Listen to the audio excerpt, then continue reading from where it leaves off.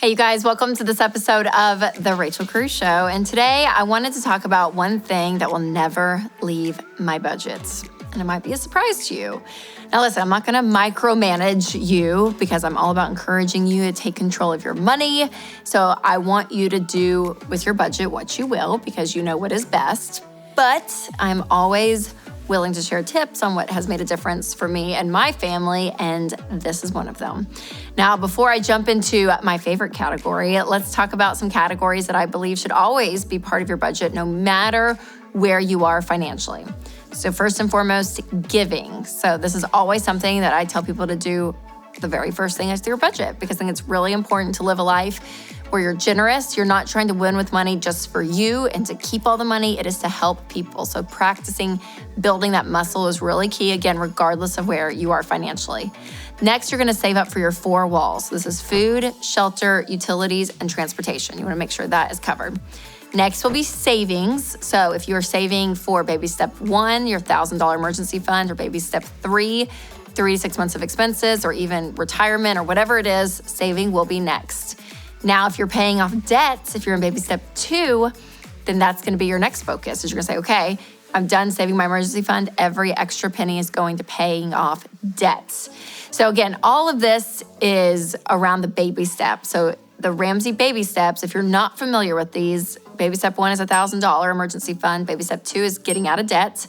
Baby step 3 is 3 to 6 months of expenses. Baby step 4, 5, and 6 you do together. So that's funding 15% of your income into retirement on baby step 4. Baby step 5 is saving for kids' college. Baby step 6 is paying the house off early. And baby step 7 is to build wealth and be generous. So again, your budget is going to really follow where you are financially with the baby steps so that you know what your next goal is. But once you've kind of gotten the groove of budgeting, you're paying off debt, maybe you're building up your emergency fund, or you're saving for retirement, you get to start incorporating a few more of your wants into your monthly plan rather than just needs. And this is where the fun happens, you guys. And this brings us to the number one must-have in the Cruze family budget. That is fun money. Yep, fun money. So you want to have this actually regardless of whatever baby step you're on, because I really think it's important to incorporate fun into your budget. You got to find a way to do this. Now, obviously, it's going to look different depending on where you are financially.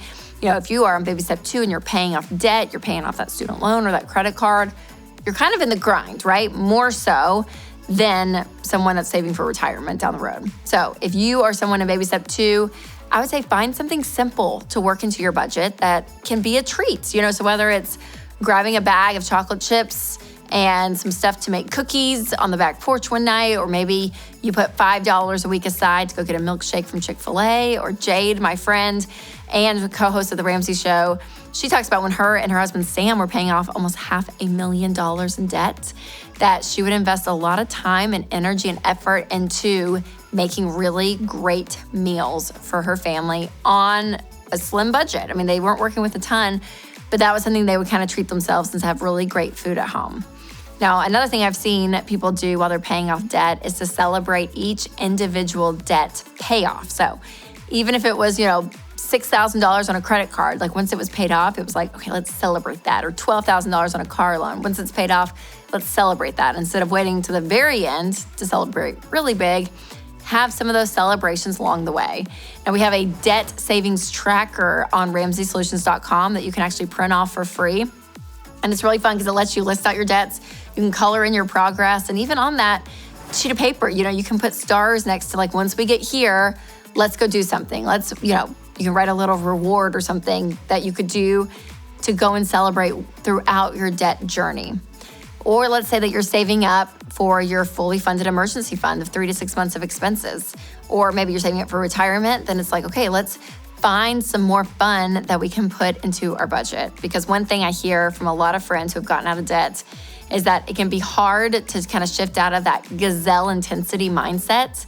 So when you are sacrificing and like all that money's going to get out of debt and to save up that emergency fund, once you're out of that, it's like, okay, I can actually enjoy my money and it's difficult to. I find that a lot of people have a hard time, again, shutting off that intensity to actually relax and have some fun and start enjoying your money. And remember, you guys, like, that's the whole point of this. Like, you are implementing discipline and boundaries to bring freedom later on, where your income is freed up, that you get to do things that you want to do. So maybe you incorporate, a monthly date night or a weekly date night into the budget. Or maybe you say, like, let's do one date night at a restaurant that, like, we've never would have eaten at on baby steps, 1, 2, or 3. And we want to do it. And we're going to go big and it's going to be awesome. Like, make that reservation a month from now or 2 months from now and start saving up for that, right? Because if you're going to drop, $200, $300 or something, just go crazy on a big dinner, then start saving for it and say, yeah, we're going to get there and actually enjoy it. So when you save up a little bit of money per month, that's called a sinking fund. And this is also very handy for saving up for big purchases, like replacing a car or even a vacation. So start thinking about your family vacation, maybe for spring break this upcoming year or next summer, and start saving a little bit per month towards that. So when you're packing for that beach trip or that mountain getaway, you know that you've cash flowed everything when you get to that point. So I do love a good sinking fund. It's really, really helpful. Now, if you're not drawn, to any of those options, then just make some smaller changes. Like, even just have a category for self-care and put $40, $50 a month in it to make yourself, because some of you have to make yourself spend money. Make yourself go get a pedicure or go get a facial or do something in your budget that you can actually enjoy. That's fun. And for some of you, you're actually putting back into your budget things that you cut out while you're paying off debt and saving for your emergency fund. So maybe you used to go to Starbucks every week to get that bougie Frappuccino, or you went to a workout class every week that you loved and you paid for, but you cut that stuff out to sacrifice to pay off debt. Well, bring some of those things back, because don't forget about the fact that you've already accomplished your money goals. And at that point, it's like, dream, have fun, spend some money. This is the reward of all the hard work that you've been doing. So again, there's a time and a place for this fun money to get even bigger or smaller depending on where you are, but I want you to also be incorporating it. And something else I want you to incorporate, we talked about it at the beginning, but it is fun, and that's giving. In 2021, a study from the Journal of Positive Psychology found that spending money on others brought people even more joy than spending on themselves. And it's so true, you guys. I mean, once you take control of your money, and not only can you finally create a life that you enjoy and that you love, but you're gonna have margin for good. You're gonna have margin to be able to help other people. So I would even encourage you to make a list of 2 to 3 causes that you really are passionate about, and even just donate maybe $25, $50 a month to them, and just start looking for opportunities throughout your life where you can give or you can love someone really well that's in your life or in your community with a financial gift. So start practicing giving, because it's actually a gift to you. All right, you guys, so there's just a few ideas to incorporate fun into your monthly budget, because here's the deal. Again, whether you're getting out of debt or you're trying to pay off your house down on baby step 6, you can white knuckle your way through life with your money, or you can actually create a life you love and enjoy it. And I really believe having fun in this process is really crucial. So pick an idea that we talked about here on this video, try it out this week, and let me know how it goes in the comments. I want to know where you maybe spend your fun money. I want to know if you have trouble doing it. So let's start that discussion in the comments, because I think it really is key. And I would even encourage you to send this video to a friend who may need a little inspiration to bring some fun back into their budgets.